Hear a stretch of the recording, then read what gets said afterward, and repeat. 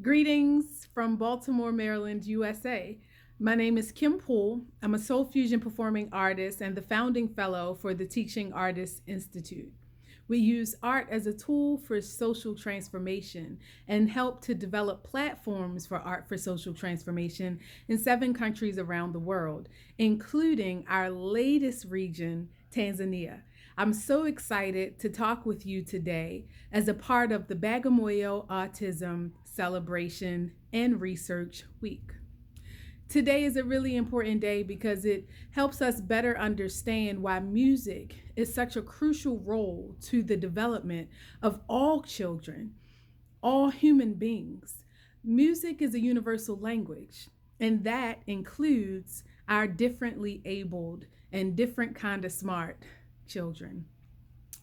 So I'm going to talk with you today from personal experience, working specifically with tools that create rhythm and vibration in music over the course of my work as a teaching artist. I remember when I first read the book, This Is Your Brain on Music.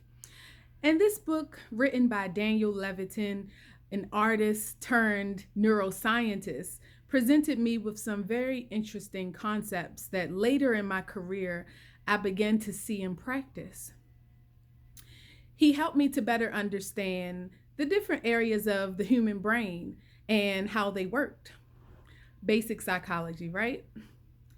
I learned more about the frontal lobe, literally in the front of your head, the occipital lobe in the back of your head, the temporal lobe, the cerebellum, and the cerebral cortex, and how these areas of the brain work together and what their functions were. In the temporal lobe, the Wernicke's area to help with speech development, and the Broca's area to help with speech interpretation. And I was so impressed when I understand how important music was to the human experience and also to the human body itself. As I read through the book, I remember in chapter 3 or 4 where Levitin, he began to talk about an experiment that he did to better understand how music affects the human brain. He talked about first the occipital lobe. I appreciate the visual arts. Shout out to all the visual artists. We need you, and you add color to our world. But as I began to understand the visual arts, I realized how very different it was from music, from rhythm, vibration, to the human body and how the human body experiences it. You see, when you see color, red, blue, green, your body or your eye, it doesn't see color. What happens is that your eye acts as an interpreter for your occipital lobe in the back of your head. So you see through your retina a variation in light. Whatever variation in light your eye interprets, that message is sent from your eye to the back of your head to your occipital lobe, and then your occipital lobe tells you what color you're seeing. But music is very different, you see. Music, in its essence, is essentially vibration. And your body feels vibration physically. So, in this experiment inside of this book, This Is Your Brain on Music, this neuroscientist, Daniel Levitin, he takes electronic nodes and he plugs them all over this brain, this test subject's brain, and he plays a chord on the piano. And based on his chord, he could look at the screen monitoring the vibration on the electronic nodes, and he could tell you which chord was being played. By looking at the screen that was attached to the electronic nodes plugged onto this human's brain, he could see, based on the way the brain lit up, the way that the brain responded on the screen, he could tell which chord was being played.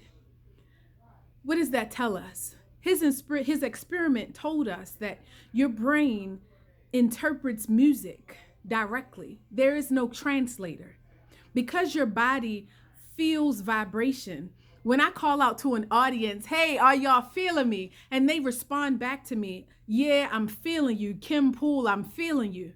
They feel that vibration from my voice, that my vocal cords, that instrument created.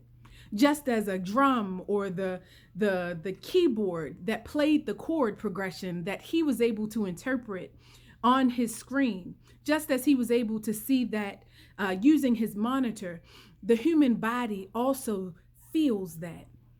They interpret music through vibration directly, unlike the visual artists who add color to our world that use an interpreter, i.e., the eye, to travel back to the occipital lobe to interpret color. Your body directly feels vibration and rhythm. And that really interested me because when I began later in my work as a teaching artist to meet young people that were on what we call the spectrum, the autistic spectrum, I began to take some of those concepts that I read about and see them in practice. I remember in 2016, I reconnected with one of my friends from high school. She also sang in the choir. Shout out to all the people that do choral music. Christina Cook. And she had developed an organization based on what she had saw from her daughter who was diagnosed on the autistic spectrum.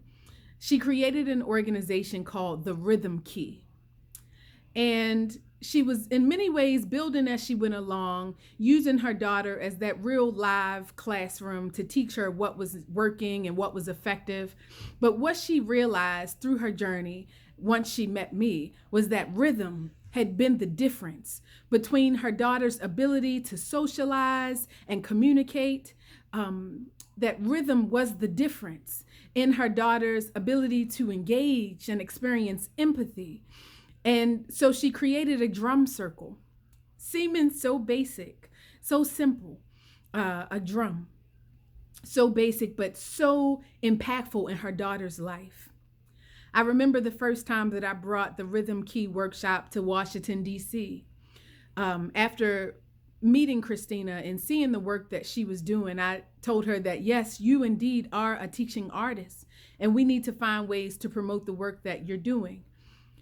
And so we took her to Sankofa in Washington, D.C. And that day, it wasn't a good day for her to present. And so I had to step in. I had to fill in unprepared and unbeknownst to myself. And my job was to explain to the audience how autism felt. And so I took volunteers from the audience and I brought them on stage, and we had 3 large djembe drums. And I asked everyone to close their eyes. And I began to play a rhythm. And I played this rhythm, and I asked them to mimic the rhythm that I played, to listen carefully, mimic the rhythm that I played. And of course, at first it was difficult, but eventually we all were in sync. And when I asked them about the experience, they told me how difficult it was not being able to see me to give instruction, but eventually they could feel the beat. And so I think back to This Is Your Brain on Music and the book that I read that really helped inspire my journey to discovering why or the why to some of the how that I saw in practice with the Rhythm Key work. And I realized that when he spoke about the cerebellum and the reason that you tap your foot when you hear the beat, when you hear rhythm, and you begin to tap your foot because you feel this beat. This is a part of the reason that when they close their eyes, even though it was difficult for them to follow the beat without having physical visual instruction, that they eventually was able to feel the beat and fall in line and to be in sync. I remember this exercise so vividly, and it helped me to better understand the importance of rhythm, specifically in music, as it relates to communication. And when I think about what the diagnosis of autism means, in many ways, it's something that we all experience. We're all on the spectrum, by the way. A lack of empathy, a lack of social development, and an inability to communicate in the same way that we so-called human beings that are so-called normal, that we communicate. And I think about what rhythm does. I think about what the drum circle does. And it breaks down all of the barriers, and it happens effortlessly. The drum and vibration in and of itself awakens the senses. It reminds the body, because young people on the autistic spectrum, they don't have the inability to be empathetic. They don't have the inability to communicate. They simply communicate differently, and they're inside of a world of their own. And so the question is, how do we tap into their worldview? Well, vibration does that. It helps us to get on the same accord. And I've seen it happen. I've seen young people that are completely socially distant. Wow, global pandemic. I just had a moment. Social distance. Yes, I see people that, young people that are completely socially distant, become fully engaged while in the midst of the drum circle, finding themselves, sharing of themselves, and yet being perfectly content. Everybody having their own beat, everybody having their own moment and opportunity to express who they are, but also being open to receiving what everyone else is contributing to the circle. So when it comes to music and young people on the autism spectrum, I want us to remember three things from this conversation. First and foremost, we are all on the spectrum. We all experience moments of socially distant behavior, a lack of communication and empathy. Rhythm is the answer to us all. We are the rhythm people. All of us need the drum circle, the circle that connects us. All of us need vibration because we are the rhythm people. And for the young person that is diagnosed as autistic, the drum circle is foundational. As people living outside of our original worldview, for me as an African woman living in the diaspora against my will, I didn't necessarily grow up having access to the drum. And sometimes you learn, you live, and you adapt, and you believe that the way you move, this new vibration is normal. And because you're able to adapt to a life devoid of rhythm, you accept yourself. But the truth is, you are not abnormal because you're not able to adapt to a world devoid of rhythm. I'm going to say that again. You are not abnormal because you are not able to adapt to a world devoid of rhythm. All rhythm people need rhythm. And any young person on the autistic spectrum that doesn't have rhythm included into their daily life is a product of an environment that is not the product of the African worldview. The African worldview includes rhythm. Everything that we do is inclusive of the vibration that is life. Life is vibration. So again, my name is Kim Poole. I'm no neuroscientist like our wonderful artist, Daniel Levitin, turned neuroscientist, artist turned neuroscientist. I'm also not a master drummer, but I know enough to know that the heartbeat inside my chest is the first drum. And whenever I need to remind myself of the importance of rhythm in my life, I silence myself and I hear that beat. And if you'll do that today, then hopefully it'll help you to open the lines of communication with young people on the autistic spectrum.